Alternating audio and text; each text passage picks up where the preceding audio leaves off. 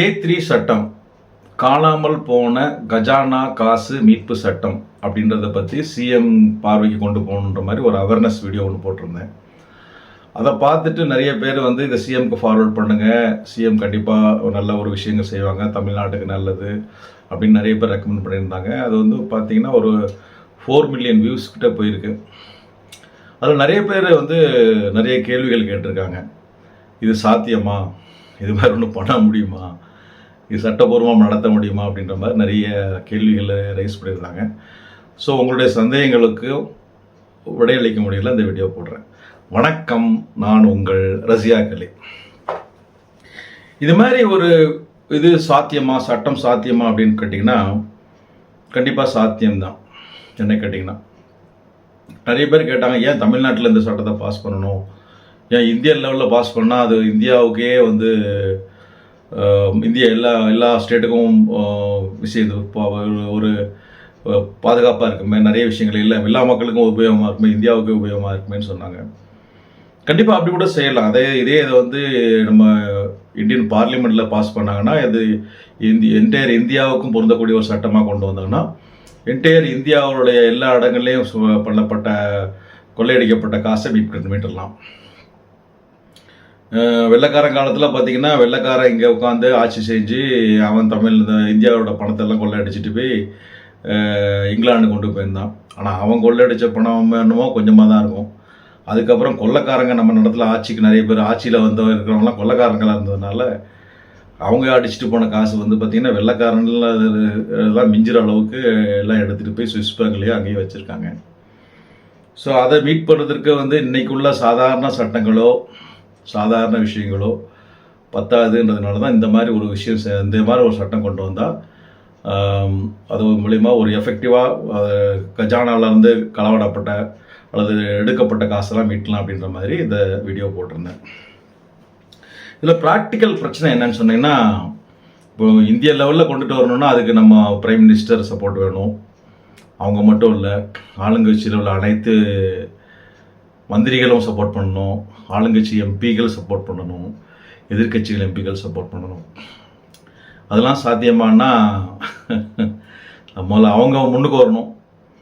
இப்போ நம்ம தமிழ்நாட்டை பொறுத்த வரைக்கும் பார்த்திங்கன்னா, நம்ம விஜய் சிஎம் அவர்கள் முயற்சி பண்ணாங்கன்னா அது கண்டிப்பாக முடியும். ஆனால் விஜய் அவர்கள் கண்டிப்பாக அது நான் மிஸ்டர் க்ளீனாக இருக்கிறேன், நான் யாரையும் விட மாட்டேன்னு சொல்லி அறிவிக்க, யாரையும் கொள்ளையடிக்க விட மாட்டேன், ஊழல் பண்ண விட மாட்டேன்னு சொல்கிற அவங்க மட்டும் இதை மாதிரி ஒத்துழைச்சா மட்டும் பத்தாது. அவங்களுடைய கட்சியில் உள்ள அனைத்து மினிஸ்டர்ஸ், எம்பிஸ், எம்எல்ஏஸ் இதுக்கு ஒத்துழைக்கணும். அவங்க மட்டும் பத்தாது, அவங்களோட கூட்டணி கட்சிகள், எதிர்கட்சிகளும் இதுக்கு முன்னே வந்தாங்கன்னா தான். ஏன்னா மெஜாரிட்டி வேணும் இல்லையா, ஒரு சட்டம் பாஸ் பண்ணணும் அப்படின்னு சொன்னால் அதுக்கு ஒரு மெஜாரிட்டி வேணும். அந்த மெஜாரிட்டியோடு அந்த சட்டம் பாஸ் பண்ணிட்டாங்கன்னா கண்டிப்பாக அதனால் நல்ல பலன்கள் கிடைக்கும். இதில் என்ன பிரச்சனைன்னா, இப்போ இது மாதிரி ஒரு சட்டம் பாஸ் பண்ணுறதுனால பழைய அரசியல்வாதிகள், பழைய களவாடப்பட்ட பணத்தை மட்டும் நம்ம மீட்க போகிறதில்ல. இப்போ பண்ண போகிற இப்போ இருக்கிறவங்களுக்கும் அது ஒரு எமனா கூட மாறக்கூடிய சூழ்நிலை வரும். இன்றைக்கி இருக்கிறவங்க எல்லாம் எல்லாருமே மிஸ்டர் க்ளீனாக இருந்தாங்கன்னா பிரச்சனை இல்லை. இப்போ இன்றைக்கி இருக்கிறவங்கள காசு சம்பாத்தியம் பண்ணணும், காசு கொள்ளடிக்கணும்னு நினச்சிட்டு இருக்கவங்கெல்லாம் அவங்க என்ன பண்ணுவாங்க, சப்போர்ட் பண்ணுவாங்களான்னா சான்ஸ் கொஞ்சம் கம்மி தான். ஸோ அது இன்றைக்கி இருக்கிற எம்எல்ஏஸ், இன்றைக்குள்ள கவர்மெண்ட், அவங்களோட கூட்டணி கட்சிகள் எல்லாருமே ஒத்துழைச்சாங்கன்னா அதே மாதிரி ஒரு சட்டம் பாஸ் பண்ணுறதுக்கு வாய்ப்புகள் இருக்குது. இப்போ இது ஒரு புதுமையாக இருக்குது. இது மாதிரிலாம் பண்ண முடியுமா, பண்ணலாமா அப்படின்னு கேட்டிங்கன்னா, என்ன கேட்டால் இது ஒரு புதுமை இல்லை. இப்போ நம்ம என்ன சொல்ல வரோன்னா, ஒரு அனுமானம். அதாவது என்ன சொல்ல வரோம், ஒருத்தர் அரசியல்வாதியாக வர்றது, ஒரு எம்எல்ஏவோ மினிஸ்டராக வர்றதுக்கு ஒரு டீ கடை வச்சுருக்காரு, இல்லை ஒரு வீடியோ கேசட் வச்சு நடத்துகிறாரு. அன்றைக்கி தேதியில் அவருக்கு சொந்தமாக காசு இல்லை, சொந்தமாக வீடு இல்லை, சொந்தமாக கார் இல்லை, சொந்தமாக சொத்து இல்லை, பேங்கில் பெரிய பணம் இல்லை.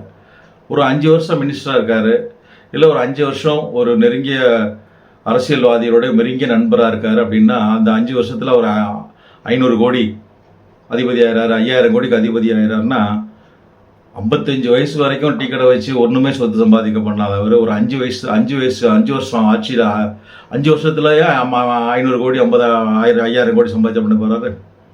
எப்படி சம்பாத்தியம் பண்ணியிருப்பார்? இது அப்பட்டமாக தெரியுது இல்லையா? இது வந்து ஒரு அரசியல் கஜானாவிலேருந்து கஜானாவில் வர வேண்டிய காசையோ கஜானாவில் இருந்த காசையோ எப்படியோ ஏதோ வகையில் எடுத்துக்கிட்டாங்க சொல்லிட்டாங்கன்றதான ஒரு அனுமானம். இதை வந்து மறுக்க முடியுமா? இப்போ நம்ம பண்ணுற சட்டத்தில் கூட நம்ம வந்து என்ன சொல்ல வரோன்னா, ஆட்டோமேட்டிக்காக நம்ம எடுத்துக்க போகிறதில்ல, ஒரு அனுமானம். அரசியல் கட்சியில் உங்கள் அரசியல் வாழ்க்கையில் நுழையும் போது, நீங்கள் மினிஸ்டர் ஆகும்போது, எம்எல்ஏ ஆகும்போது, எம்பி ஆகும்போது, இல்லை ஒரு வார்டு கவுன்சிலர் ஆகும்போது உங்கள் குடும்ப சொத்து, உங்கள் சொத்து, மனைவி சொத்து, குடும்பத்தின் மொத்த சொத்து 0 அப்படின்னு வச்சுக்கிட்டோன்னா, அந்த 5 வருஷம் ஆட்சியில் இருக்கீங்க, அப்போ 500 கோடி வந்ததுன்னா இந்த 500 கோடி எவ்வளோ முதல்ல இருந்ததோ அது வந்து அரசாங்கத்தால் அரசாங்க கஜானாவிலிருந்து எடுக்கப்பட்டது, களவாடப்பட்டதுன்னு ஒரு அனுமானத்தை கொண்டு வந்துடும். அதுக்கப்புறம் அவங்களுக்கு ஒரு வாய்ப்பு கொடுக்குறோம். நீ அந்த 500 கோடியை எப்படி சம்பாத்தியம் பண்ணது கோர்ட்டுகள் நிறுவி அதுக்கு ஒன்று அத்தாரிட்டிஸ் வச்சு ஒரு ஃபோரம் வைங்க, ஒரு ஒரு ஒரு பெரிய ஒரு குழுமம் வச்சு அதில் அவங்க நிரூபிக்கிட்டாங்க, நான் வந்து இந்த மாதிரி இந்த அரசு 5 வருஷ வாழ்க்கையில் நான் இந்த நேர்மையான முறையில் தான் நேர்மையான பிஸ்னஸ் பண்ணி தான் சம்பாதிச்சம் பண்ணி கணக்கு வழக்கு எல்லாத்தையும் சப்மிட் பண்ணி அது எந்த அளவுக்கு நியாயமாக நேர்மையாக சம்பாதிச்சாங்களோ அந்த அளவுக்கு பணத்தை கொடுத்துட்டு மீதி வளத்தை நம்ம எடுத்துக்கலாம், அரசாங்கத்தில் எடுத்துக்கலாம் அப்படின்றது அந்த சட்டத்தினுடைய அனுமானம். இது மாதிரி அனுமானம் வந்து நிறைய சட்டங்களில் இருந்திருக்கு. இப்போ உதாரணத்துக்கு பார்த்தீங்கன்னா இன்கம் டேக்ஸ் எடுத்துக்கோங்க, இல்லை ஜிஎஸ்டி எடுத்துக்கோங்க. அதில் வந்து பார்த்தீங்கன்னா ஒருத்தருக்கு வருமானம் பேங்கில் வந்து ஒருத்தருக்கு வந்து 10 லட்ச ரூபா வருமானம் வந்திருக்கு. வந்த உடனே இப்போ அதுக்கு வந்து அவர் வந்து சரியான கணக்கு, அந்த 10 லட்ச ரூபா வந்ததுக்கு நான் அதில் எவ்வளோ செலவு பண்ணேன், நான் அதில் வந்து என்னென்ன செலவு பண்ணி இதெல்லாம் வேலைகள் பொருள் வாங்கினேன், இந்த செலவு வச்சா இந்த இதில் வந்து 10 லட்ச ரூபா வாங்கி நான் 8 லட்ச ரூபா செலவு பண்ணி மீதி 2 லட்ச ரூபா எனக்கு லாபம் அப்படின்னு ஒழுங்கான கணக்கை சப்மிட் பண்ணால் அப்போ தான் அந்த 8 லட்ச ரூபாய் செலவாக எடுத்துப்பாங்க. இப்போ கணக்கே சப்மிட் பண்ணலன்னா என்ன எடுத்துப்பாங்க? 10 லட்சம் ரூபாய் வருமானமாக எடுத்துப்பாங்க. சப்போஸ் சப்மிட் பண்ணுற கணக்கே வந்து சரியில்லை, நம்பகத்தன்மையாக இல்லை, ஏற்றுக்கொள்ளக்கூடியதாக இல்லைன்னா என்ன பண்ணுவாங்க? சட்டம் ஜிஎஸ்டிலையும் சரி இன்கம் டேக்ஸ்லையும் சரி அனுமானிச்சிடுறாங்க, என்னென்ன எல்லாமே வருமானம், எல்லாமே டேக்ஸ் கட்டு அப்படின்றாங்க. ஸோ ஒரு கணக்கு ஒரு வரி கவர்மெண்ட்டை பொறுத்த வரைக்கும் ஒரு வரி என்னால் ஒழுங்காக வாங்குறதுக்கு எங்களை இப்படிலாம் ஒரு அனுமானத்தை நிர்ணயிச்சா தான் எங்களால் வசூல் பண்ண முடியும் அப்படின்னு ஒரு அனுமானம் வைக்கும்போது கஜானாலேருந்து கொள்ளடிச்சு கழிச்ச காசுக்காக நம்ம ஏன் அனுமானம் திருப்பி மீட்கிறதுக்காக ஏன் இப்படி ஒரு அனுமானம் பண்ணக்கூடாது? யோசிக்கலாம் இல்லையா? இப்போ இதே மாதிரி வந்து பார்த்திங்கன்னா ஈராக்கில் வந்து பார்த்திங்கன்னா ஈராக்கு வந்து சுதந்திரம் அடையும் போது பார்த்திங்கன்னா என்ன நடந்தது? அங்கே வந்து பார்த்திங்கன்னா சதாம் ஹுசேன் ஆட்சிக்கு வரும்போது ரொம்ப நாடு ஏழ்மையாக நாடாக இருந்தது. ஏன்டா ஏழ்மையாக நாடாகன்னு பார்க்கும்போது பார்த்திங்கன்னா அங்கே சுதந்திரம் கிடச்சிச்சு, இருந்தாலும் அங்கே உள்ள ஆயில் கிணறு எல்லாமே வந்து அமெரிக்காவுடைய சொந்தமாக இருந்துச்சு. உடனே அவர் என்ன பண்ணார்? ஒரு சட்டம் பாஸ் பண்ணார். என்ன பண்ணார்? எல்லாத்தையும் நேஷனலைஸ் பண்ணார். ஈராக்கில் உள்ள எல்லா எண்ணெய் கிணறும் அரசாங்கத்துக்கு சொந்தமானதுன்னாரு. அரசாங்கம் பணக்காரன் ஆயிடுச்சு. இப்போ அதே மாதிரி இந்தியாவிலேயும் நடந்திருக்கு. நம்ம இந்தியாவில் பார்த்தீங்கன்னா இந்தியா சுதந்திரம் அடையும் போது பார்த்தீங்கன்னா இந்தியா வெள்ளைக்காரன் சுதந்திரம் கொடுக்கும்போது என்ன பண்ணால் ஒரு முஸ்லீம்கள் அதிகமாக பகுதி பாகிஸ்தானும் இந்துக்கள் அதிகமான பகுதி இந்தியான்னு கொடுத்துட்டு இங்கே ஒரு 500க்கும் மேற்பட்ட பிரின்ஸ்லி ஸ்டேட், குட்டி குட்டி ஸ்டேட்ஸ் இருந்தது, ப்ராவின்ஸ் இருந்தது. அதெல்லாம் என்ன பண்ணாங்க? அவங்கள வந்து நாங்கள் இந்தியா கூடயும் சேர மாட்டோம், பாகிஸ்தான் கூடயும் சேர மாட்டோம், நாங்கள் தனியாக தான் இருப்போம் அப்படின்னு சொன்னாங்க. அப்போ என்ன பண்ணிட்டான்? வெள்ளைக்காரன் போகும்போது அவங்களாம் நீ தனி நாடுன்னு கொடுத்துட்டு போயிட்டாங்க. ஸோ அந்த சமயத்தில் நம்ம சர்தார் வல்லபாய் பட்டேல் அவர்கள் வந்து இந்தியாவின் இரும்பு மனிதர் என்று சொல்லுவார். என்ன நினச்சாங்கன்னா, இப்படி இந்தியாவுக்குள்ளே அங்கே குட்டி குட்டி குட்டி நாடாக தனி நாடாக இருந்தால் அது இந்தியாவோட தேசிய நலனுக்கு பாதுகாப்புக்கு சரியாக இருக்காது, அவங்க எல்லாரும் நம்ம நாட்டோட சேரணும் அப்படின்னு சொல்லி ஒரு நிர்பந்தத்தை ஏற்படுத்தினாங்க. ஸோ அப்படி தான் அந்த காலத்தில் பார்த்திங்கன்னா ஹைதராபாத்தில் நிசாம் இருந்தது, ஆற்காட்டில் ஒரு நிசாம் இருந்தது, திருவாங்கூர் ராஜான் இருந்தார், எத்தனையோ ராஜா குட்டி குட்டி ராஜாலாம் இருந்தாங்க. ஸோ அவங்களாம் எங்கள் கூட சேருங்க அப்படின்னு சொல்லி ஒரு கட்டாயத்தை ஏற்படுத்தினாங்க. நீங்கள் ஒன்று சேர்ந்தீங்கன்னா உங்களுக்கு ஒரு சில சலுகைகள் தருவோம், இல்லைன்னா நாங்கள் உங்களை படையெடுத்து உங்கள் இடத்துல நாங்கள் எங்கள் கூட சேர்த்துப்போம் அப்படின்னாங்க. நிறைய குட்டி குட்டி நாடுகள்லாம் வந்து ஒரு திருவாங்கூர் மகாராஜா, ஆற்காடு நவாபுக்கு, ஹைதராபாத் அவங்களாம் ஒரு காம்ப்ரமைஸ் வந்து சரிங்க எங்களுக்கு இந்த இவ்வளோ மானியம் கொடுங்க, எங்களுக்கு இந்தெந்த சலுகைகள் கொடுங்க, இந்தந்த சொத்தை எங்களுக்கு எடுத்து கொடுங்கன்னு சொல்லிட்டு ஒரு அக்ரிமெண்ட் படி அடிப்படையில் இந்தியாவோட இணைஞ்சாங்க. ஸோ இப்போவும் அப்போ அதுலேயும் விஷயத்தை பாருங்கள், ஒரு தேசிய நலனுக்காக அன்னைக்கு சர்தார் வல்லபாய் பட்டேல் அவர்கள் எல்லாரையும் நிர்பந்தித்ததுனால எல்லா நாடும் வந்து எல்லா குட்டி குட்டி நாடும் இந்தியாவோட இணைஞ்சதுனால இந்தியா ஒரு ஒருங்கிணைந்த நாடாக இருந்தது. இப்போ அதே மாதிரி நம்ம அன்னைக்கு ஒரு விஷயம் பண்ணும்போது இப்போ இன்னைக்கு கஜானாலேருந்து கொள்ளையடிக்கப்பட்ட காசை தான் நம்ம மீட்க போகிறோம்.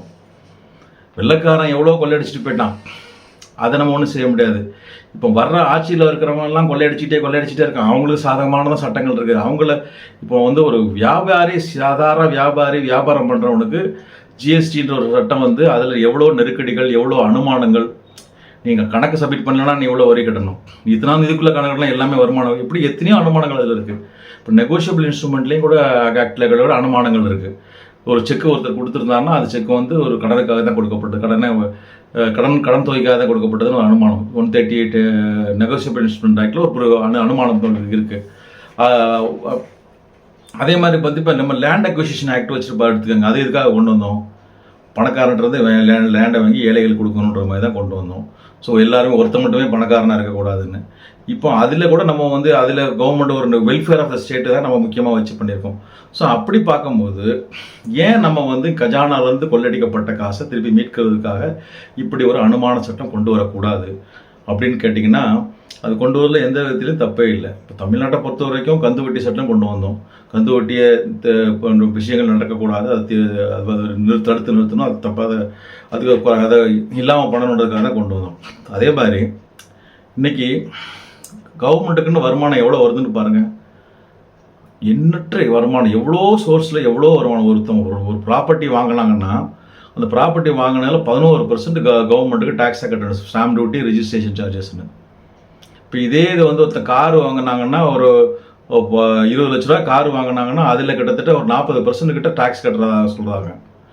முதல்ல ஒரு ரோட் டேக்ஸ்ன்னு இருக்குது ஒரு டேக்ஸு, அப்புறம் மற்ற ஜிஎஸ்டின்றது எவ்வளோ டேக்ஸ் போட்டு கிட்டத்தட்ட ஒரு கார் ஒரு 20 லட்ச ரூபா கார் விற்றாங்கன்னா அதிலே ஒரு 6-7 லட்ச ரூபா கிட்ட டேக்ஸ் கவர்மெண்ட்டுக்கு போகிறதா சொல்கிறாங்க.